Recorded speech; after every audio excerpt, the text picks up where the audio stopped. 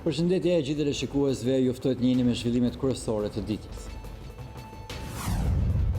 Ekzekutohet me armë zjarri një ish efektiv policie dhe bashkëjetuesja e tij në Shkodër. Plumbave u mbijetoi fëmia që ishte me ta në makinë. Autorët ende të pa identifikuar braktisën mjetin dhe dogjën atë në hyrje të qytetit. Policia asnjë version për motivet e ngjarjes së rëndë. Debate pas ceremonisë së varrosjes së eshtrave të 100 ushtarëve të rënë grek 2 ditë më parë në Bularat, familjarët akuzojnë qeverinë për fshehje të ceremonisë. Informalitet i lartë në zonat bregdetare malore të vendit, tatimet në më pak se një muaj bllokojnë 7 hotele si dhe gjobisin rreth 190 subjekte. Kalaja vjetër e Tiranës do të kthehet në fund të verës në zonë pedonale. Kryebashkiaku Velia i ftoi kritikët e teatrit kombëtar të shohin të ky projekt bashkëpunimin e suksesshëm publik-privat. Kryeministra britanike Theresa May deklaron se kreu i shtëpisë së bardhë Donald Trump i kishte sugjeruar përpara konferencës që të mos hynte në negociata me Bashkimin Evropian për procesin e Brexit, por ta padiste atë. Francë-Kroaci, 2 skuadra me filozofi krejtësisht të ndryshme, me histori të ndryshme, luajnë sot për një qëllim të përbashkët, triumfi në finalen e Kupës së Botës.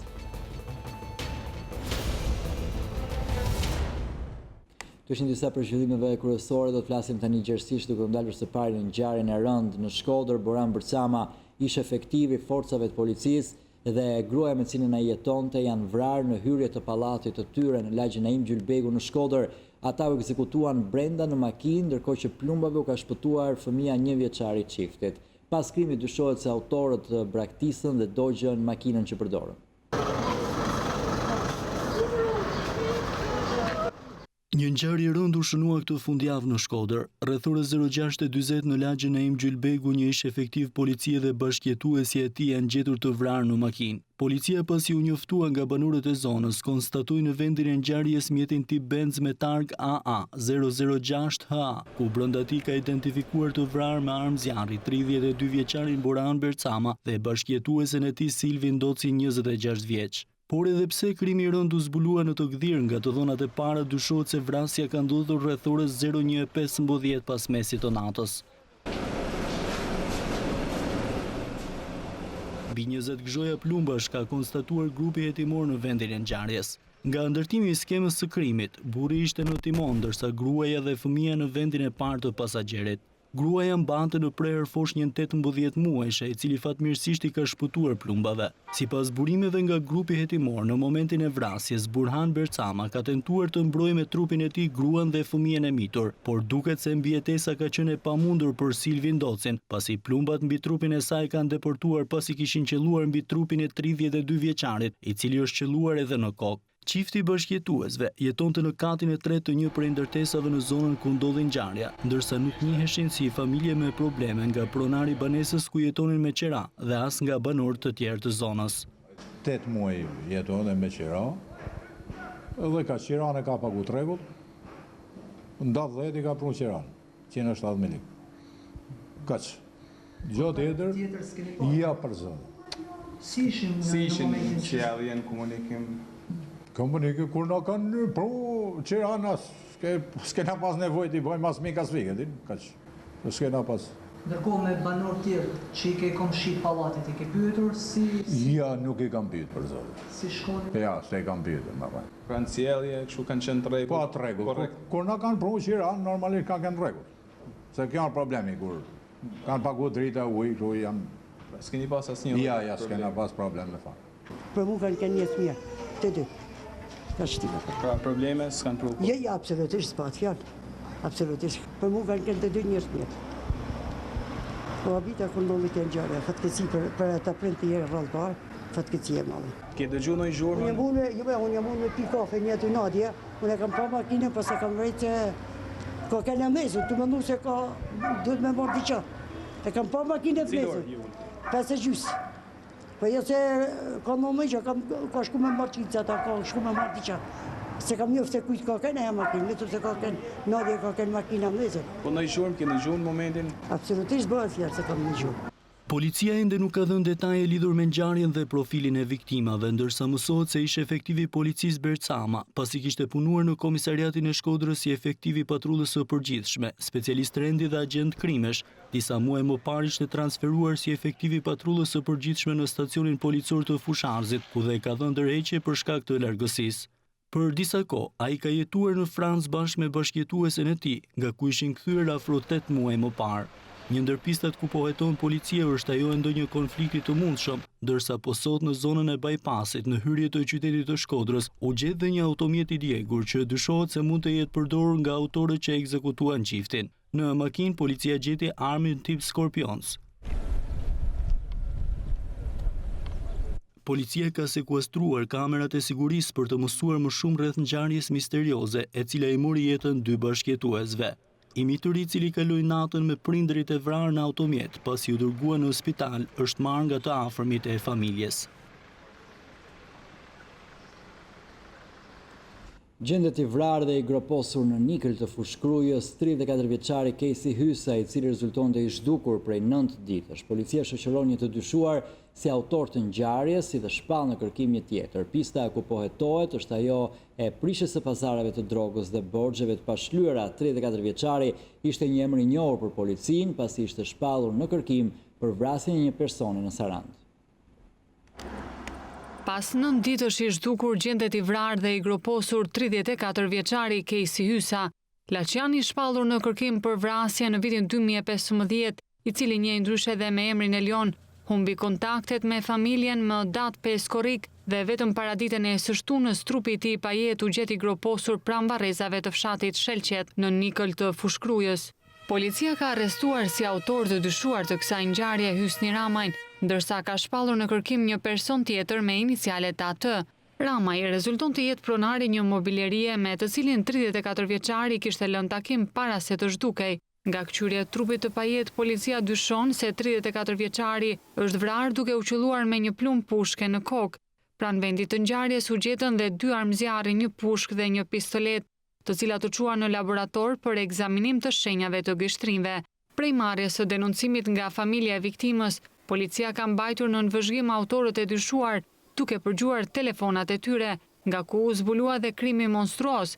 Pista ku po heton policia është ajo e prishjes së pazareve të drogës dhe borxheve të pashlyera. Policia përjashton mundësinë që vrasja e 34 vjeçarit të ketë ardhur si pasojë e hakmarrjes për ngjarjen e ndodhur në Sarandë në vitin 2015, ku për motive të dobta Kesi Hysa vrau marangozin Edmond Thodëri Mehmeti, vrasje për të cilën ai ishte shpallur në kërkim nga policia, ndërsa i vëllai i tij, Kevi Hysa, vuan dënimin si bashkëpunëtor për këtë ngjarje. Kreu i grupit parlamentar të Lëvizjes Socialiste për Integrim Petrit Vasili akuzon Ministrinë e Brendshme për mënyrën si po zbatohet operacioni Forca e Ligjit. Duke e cilësuar një farsë, Vasili shtron pyetjen se pse nuk janë arrestuar ende ish drejtori i policisë të Vlorës Jael Çela, ish shefi i krimit organizuar në Vlorë Gjergj Kohila dhe ish shefi postës kufitare të Dërmiut Sokolbode. Shefat e policisë që drejtonin dhe mbështesnin trafikun dhe kultivimin e drogës, për të cilët u shpall arresti dhe burgimi në mungesë, nuk janë arrestuar akoma. Kanë kaluar 9 muaj dhe shefat e policisë së Vlorës, mbi të cilët rëndojnë përgjegjësi të rënda për përfshirje në veprimtari kriminale, janë të lirë. Po pse Ministria e Brendshme nuk flet dhe nuk informon fare për ta? Nga çfarë trembet? A mos ja ka mbyllur gojën Ministrisë së Brendshme fakti se ata drejtonin në atë zonë veprimesh që lidhet ngushtë me ish-ministrin e Brendshëm dhe akuzat që rëndojnë ndaj tij? A është pakti i heshtjes për këta një pikë e kompromisit dhe shantazhit reciprok mes kryeministrit dhe ministrit aktual të Brendshëm? Vasili e përmbylli reagimin duke e cilësuar heshtje një mesazh edhe për shefat aktual të policisë që të punojnë në drogën se i mbron qeveria.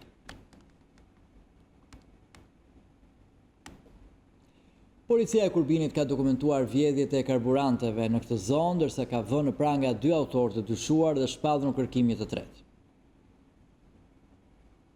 Policia e Kurbinit zbardhi ngjarjen e 28 korrikut të një viti më parë kur persona të maskuar dhe me armë vodhen një pikë karburanti në skuraj të Kurbinit. Pas një pune gati 1 vjeçare të policisë kriminale në këtë zonë në bashkëpunim me prokurorët e çështjes, u bë arrestimi 2 autorëve të dyshuar, ndërsa është shpallur në kërkim një person i tretë.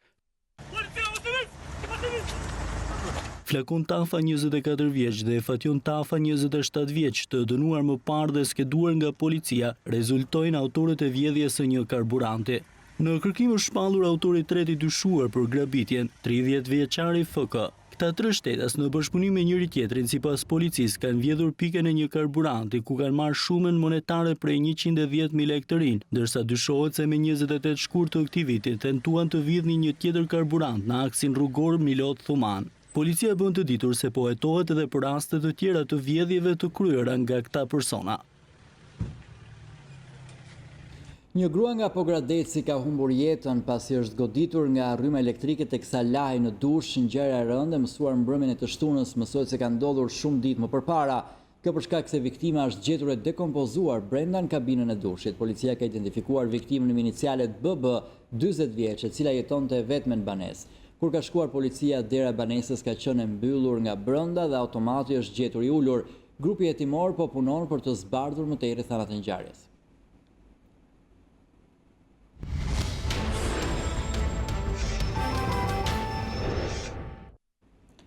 Varrosja në fshehtësi e eshtrave të 100 ushtarëve grek në bularat të Dropullit shoqërohet me debate dhe kundërshti, teksa në meshën e varrimit nuk kanë marrë pjesë të afërmit e ushtarëve të rënë. Familjarët e të rënëve shprehen se janë ndjerë të ofenduar, ndërkohë që prej 78 vitesh kanë qenë në pritje të zhvillimit të një ceremonie të denjë.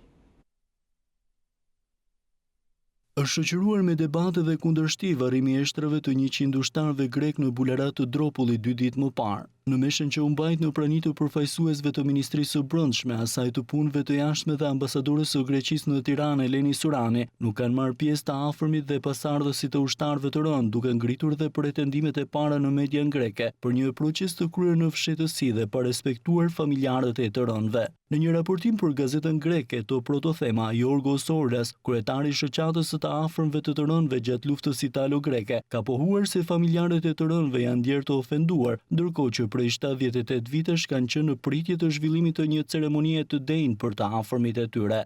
Në këtë ceremoni, e para që prej marrëveshjes me Shqipërinë, e cila me këmbgulje është pritur nga të afërmit për 78 vjet, ato jo vetëm nuk janë ftuar si të tjerët, por ministri i jashtëm Nikos Kocias nuk i përgjigjet një kërkesë me shkrim të paraqitur nga shoqata, që të jenë të pranishëm të paktën antar të bordit të shoqatës, fëmijët e ushtarëve të rënë, thot zoti Soulas. Soulas i është referuar deklaratave aktuale të kryeministrit Aleksis Tsipras nga Brukseli, e cili e ka cilësuar një veprim të trishtuar dhe sjellje të papranueshme ndaj të afërmëve të tyre dhe shoqatës, zhvillimin e ceremonisë së parë që përkujton ushtarët grek, të cilët janë të varrosur në tokën e Shqipërisë. Ceremonia e varrosjes së eshtrave të ushtarëve grek në Bularat u zhvillua 2 ditë më parë, thuajse në fshehtësi. Nga Bularati, ambasadori e Greqisë Eleni Surani i bëri thirrje familjarëve të dorëzojnë ADN-t e tyre në mënyrë që të bëhet identifikimi i eshtrave. Kjo është ceremonia e parë e rivarrimit të eshtrave të rënëve në murin memorial të ushtarëve të panjohur në Bularat. Komisioni Shqiptaro-Grek ka bërë me dije se ceremoni të tjera rivarrimi do të vijojnë përgjatë verës, ndërsa shumica e ushtarëve, eshtrat e të cilëve u nxorën prej gërmimeve në fushën e Sajmolës në Dragot, nuk janë identifikuar. Në përvjetorin e dytë të grushtit të shtetit në Turqi, organizohet ceremoni përkujtimore në Tiranë. Ambasadori turk jorru omazh për viktimat që dolën në rrugë në përgjigje të thirrjes së Erdogan.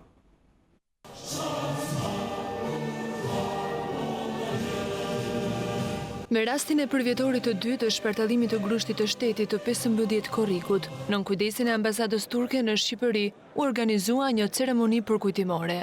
2 vjet më parë, në mbrëmjen e 15 korrikut të vitit 2016, në qytete të ndryshme të Turqisë, kryesisht në Stamboll dhe në Ankara, terroristë në uniform, antar të organizatës terroriste fetoiste, midis tyre edhe general dhe admiral, të cilët kishin ngritur çadrat e tyre në gjirin e forcave të armatosura të Turqisë, kaluan në veprime, duke synuar të eliminojnë qeverinë e Republikës së Turqisë dhe të ndryshojnë rendin kushtetues. Për ambasadorin e Republikës së Turqisë në Tiranë, ky sulm i çmendur i fetos ndoshta ishte sulmi më i rënd kundër rendit të tyre kushtetues demokratik, të drejtave dhe lirive themelore të shtetasve të tyre dhe sigurisë kombëtare.